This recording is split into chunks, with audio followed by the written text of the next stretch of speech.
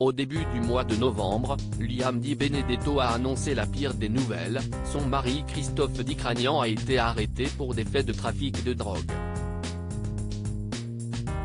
Le verdict est tombé peu de temps après. Il a écopé d'une peine de 12 ans de prison, 50 000 € d'amende et d'une interdiction de gérer pendant 5 ans.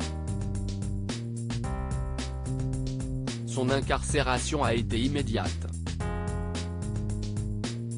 Si est donc bouleversée que se retrouve désormais l'ex-candidate de télé-réalité, laquelle doit composer seule avec ses 2 filles, Joy, 4 ans, et Charlie, né au mois de juillet 2021. Sur ses réseaux sociaux, elle donne régulièrement de ses nouvelles, souvent avec émotion et au bord des larmes.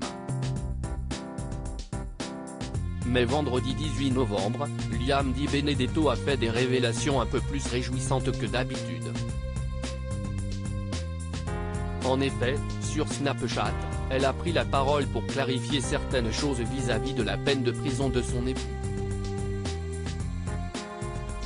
Ils ont demandé 16 ans, la juge a donné 12 ans. Sur 12 ans, comprenez bien que mon mari ne va pas faire 12 ans, il va en faire 4 ans, a-t-elle expliqué. Une séparation forcée fortement réduite donc, mais qui reste quand même difficile à vivre.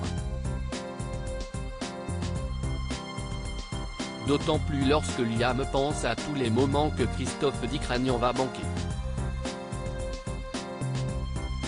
J'aurai 32 ans, bon moi à la limite ça va, y a rien qui aura changé, mais mes enfants, il y aura une évolution.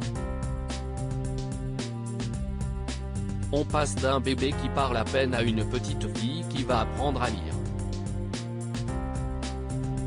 Joy, peut-être qu'à 8 ans, elle marchera ou sera en fauteuil roulant, elle a été reconnue handicapée à 80%, note de la rédaction, ça veut dire que des choses vont changer. Je vous rassure.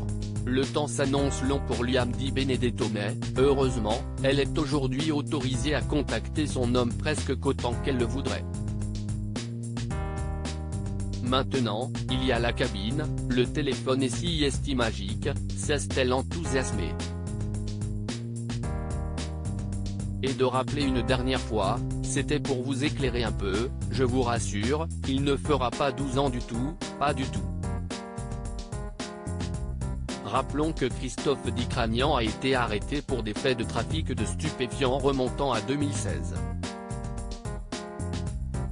À l'époque, la police judiciaire de Nice avait découvert dans 3 box et à son domicile près de 600 kg de cannabis, des véhicules volés ayant servi au transport de la drogue, 8 kg de cocaïne et 560 000 € en liquide.